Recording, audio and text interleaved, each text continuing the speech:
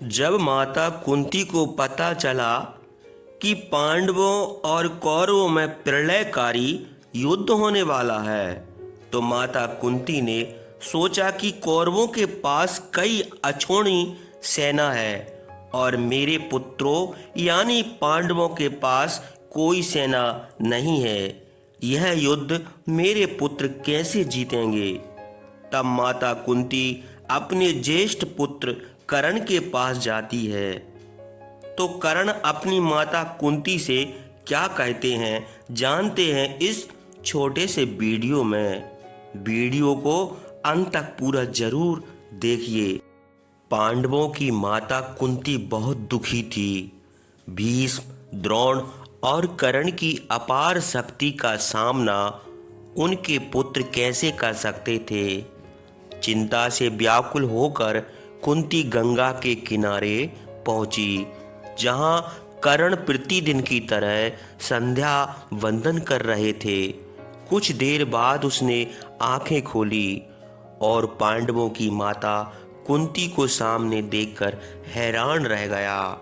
कर्ण बोला, हे माता, बताइए मैं आपकी क्या सेवा करूं? कुंती ने प्रसन्न होकर कहा, हे पुत्र, तुम सूत पुत्र नहीं बल्कि मुझ अभागन के पुत्र हो। तुम सूर्य के अंश से उत्पन्न हुए हो। तुम दुर्योधन के पक्ष में होकर अपने भाइयों से ही शत्रुता कर रहे हो। तुम पांडवों के साथ मिलकर लड़ो और राज्य प्राप्त करो। पांचों भाई तुम्हारे अधीन रहेंगे। कुंती की बात सुनकर कर्ण बोला, माता, कौरवों ने मुझ पर बहुत उपकार किए हैं। मैं उन्हें भूलकर पांडवों से मिल जाऊं तो लोग मुझे स्वार्थी कहेंगे। मैं अपने मित्र को मझधार में छोड़कर नहीं जा सकता। मुझे क्षमा करें, आपका यहाँ आना व्यर्थ नहीं जाएगा। मैं अर्जुन को छोड़कर अन्य पांडवों को नहीं मारूंगा। हे माँ, आपके 5 पुत्र हर हालत में रहेंगे, आप चिंता ना करें। कर्ण की बातों से कुंती बहुत दुखी हुई, परंतु उन्होंने उसे गले से लगा लिया। कुंती के असफल होने पर इंद्रदेव को चिंता हुई कि जब तक कर्ण के शरीर पर कवच और कुंडल रहेगा तब तक वह युद्ध में अपराजय और अमर रहेगा। एक कवच और कुंडल जन्म से ही उसके साथ थे। उस रात्रि कर्ण को स्वप्न में सूर्य देव दिखाई दिए।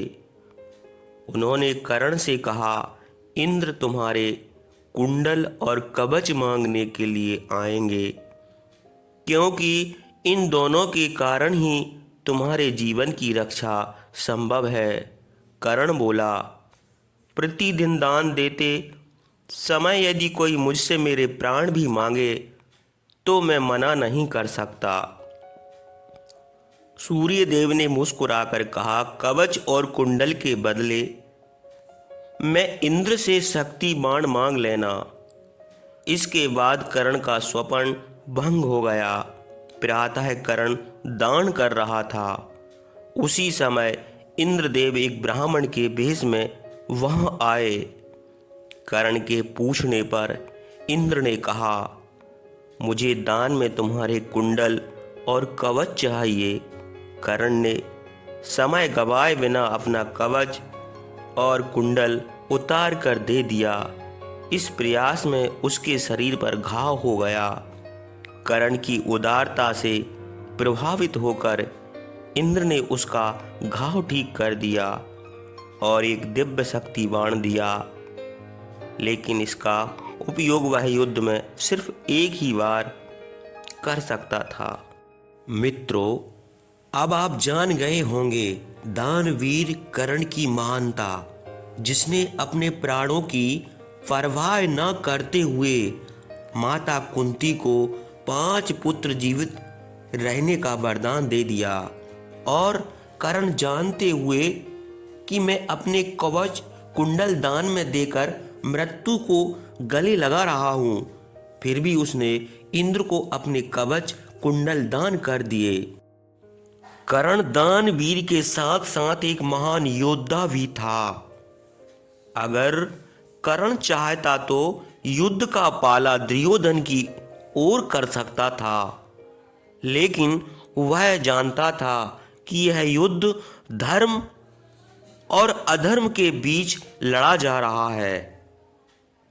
इसलिए उसने अधर्म का साथ देते देते अपने प्राणों को त्याग दिया। धन्य है ऐसे दानवीर महान योद्धा कर्ण को। जय श्री कृष्णा, जय जय श्री कृष्णा।